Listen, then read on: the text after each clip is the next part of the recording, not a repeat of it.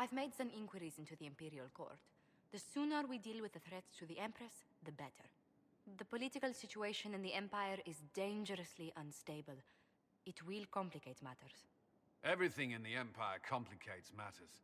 It's the Orlesian national pastime. Turn your nose up at the grand game if you like, Commander, but we play for the highest stakes, and to the death. The Court's disapproval can be as great a threat as the Venatori. We must be vigilant to avert disaster. Exactly what do you mean? How is it more dangerous than usual? The Empress is in the middle of a civil war.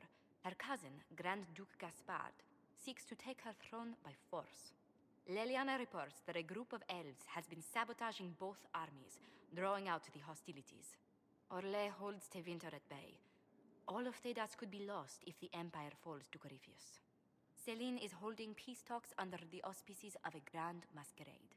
Every power in Orlais will be there. It's the perfect place for an assassin to hide.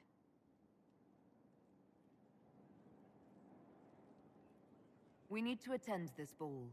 We don't have enough sway with the court to arrange an invitation. Perhaps a few more alliances. Or soldiers. We need a greater presence in Orlais. And soon. The order was... Send men to scout the area. We need to know what's out there. Yes, sir! Commander, soldiers have been assigned temporary quarters. Very good. I'll need an update on the armory as well. Now!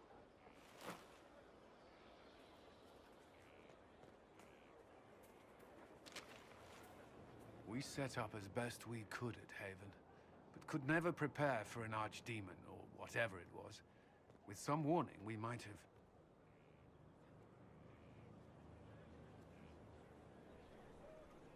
Is everything all right?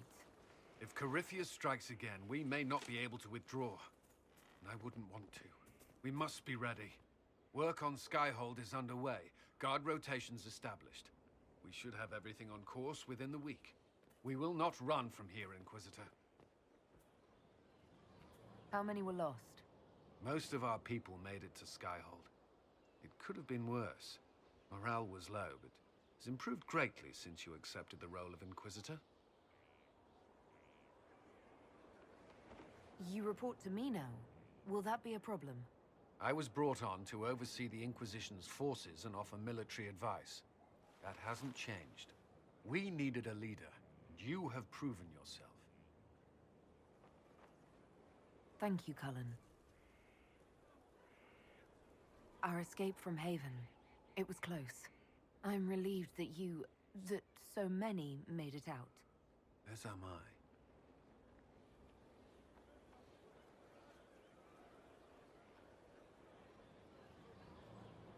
You stayed behind. You could have... I will not allow the events at Haven to happen again. You have my word. Brilliant, isn't it? One moment you're trying to restore order in a world gone mad. That should be enough for anyone to handle, yes? Then, out of nowhere, an archdemon appears and kicks you in the head. What? You thought this would be easy? No, I was just hoping you wouldn't crush our village like an anthill. Sorry about that. Archdemons like to crush, you know. Can't be helped. Am I speaking too quickly for you? I was distracted. That's all. Distracted? By my wit and charm? I have plenty of both.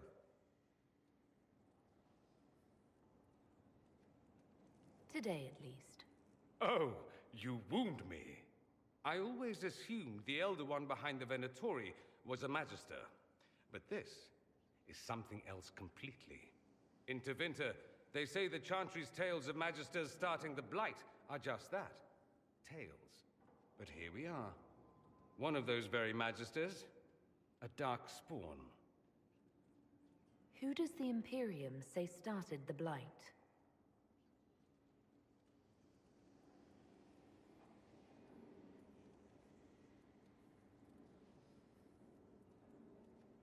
They say Darkspawn were always there. Magisters and the Blight aren't even related. Is that a surprise? No one wants to admit they shit the bed. But if Corypheus is one of the Magisters who entered the Black City and he's Darkspawn, what other explanation is there? We only know what Corypheus claims to be. True. He might be a convincing liar, or delusional, or insane. But how many delusional maniacs are going to have that knowledge? He broke open the Fade. I knew what I was taught couldn't be the whole truth, but I assumed there had to be a kernel of it, somewhere. But no. It was us all along. We destroyed the world. Last I checked, the Blights hadn't actually destroyed the world. Not for lack of trying. I have no intention of letting Corypheus win. Not without someone from Tevinter standing against him. It would have been nice if you'd helped stop Alexius. But that's not how things went. So be it. If it's all the same to you, I'd like to stay and help the Inquisition. You'd really fight your own countrymen? Southerners like to think of the Imperium as nothing but slavers and cultists. Why not? That's all you see. But it's not true. Some Tevinters are not only handsome and well-dressed, but rather put off by all that rot. So, I'll happily kill cultists or anyone who thinks a Darkspawn god is the way of the future.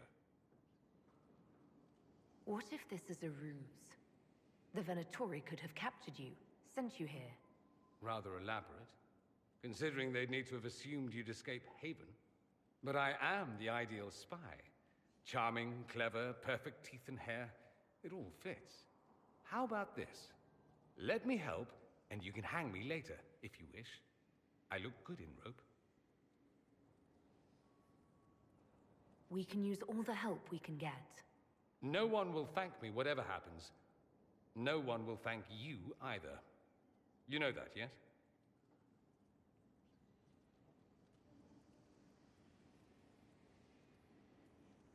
That attitude must be why they kicked you out of the Imperium. They didn't kick me out? Well, only because they never got around to it. Eventually, they might have. All I know is this. Corypheus needs to be stopped. Men like him ruined my homeland. I won't stand by and let him ruin the world.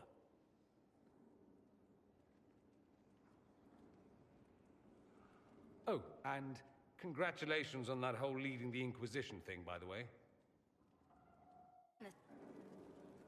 And what else did Lady Forsythia say? That she'd rather drown herself than help the Inquisition. Anything else? She said she'd have us flogged alive if we allied with her brother. That does sound like her. Cheer up, Josie. We at least have her attention. You always do find the brighter side of things. We are in the midst of cementing an alliance with Lady Forsythia of Nevarra, your worship. It's become a somewhat delicate task. Can I do anything to help negotiations? Thank you, but I believe I have matters in hand.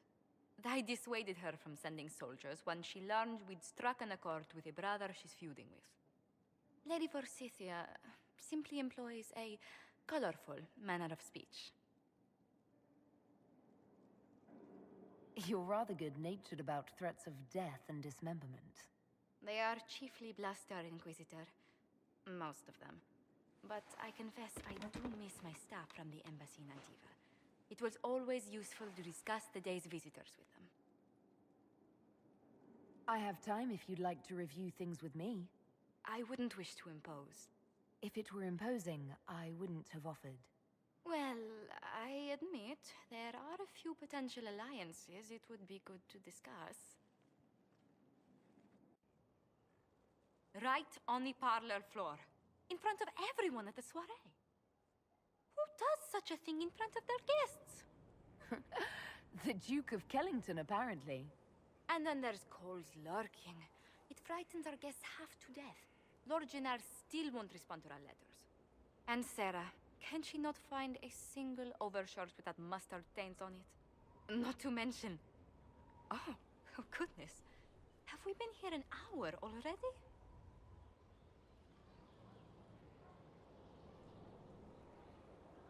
It went by so quickly, I didn't even notice. You're far too polite. I didn't intend to go on for so long. You must think me quite the gossip. Spending time with such an engaging woman is never unpleasant, Lady Montillier. Goodness. I'm glad I haven't wasted your day. Well, I've taken up quite enough of your time already. Until next time, Your Worship.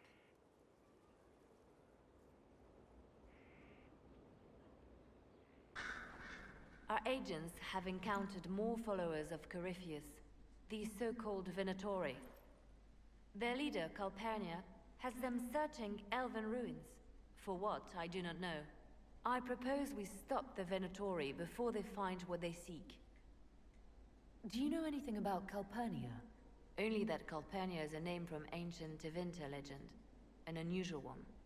She was a priestess of Dumat, foster mother to the founder of the Imperium. A name like that is meant to assure the Venatori they follow in the footsteps of legends. We must prove them wrong. Calpurnia must be up to something. Corypheus doesn't seem the type to suffer idleness. I will not let her and Corypheus take us unawares again. These Venatori have been shadowing a merchant called Vicinius on Calpurnia's orders. They've investigated his finances, surveyed his warehouses. I propose that you meet with Vicinius. Flatter him. Find out what he knows of Calpurnia. Vicinius sounds like a Tevinter name. Born in Tallow, although he claims to be from Virantium. He sells rare oils and amber, and prefers red wine to white. What side of the bed does he sleep on? He's unremarkable. I cannot think why Calpurnia would care. What if Vicinius is as much in the dark as we are? It never hurts to eliminate an avenue of inquiry. And we should tread lightly with the Venatori. They have contacts and spies, just as we do. The sooner you speak with Vicinius, the better.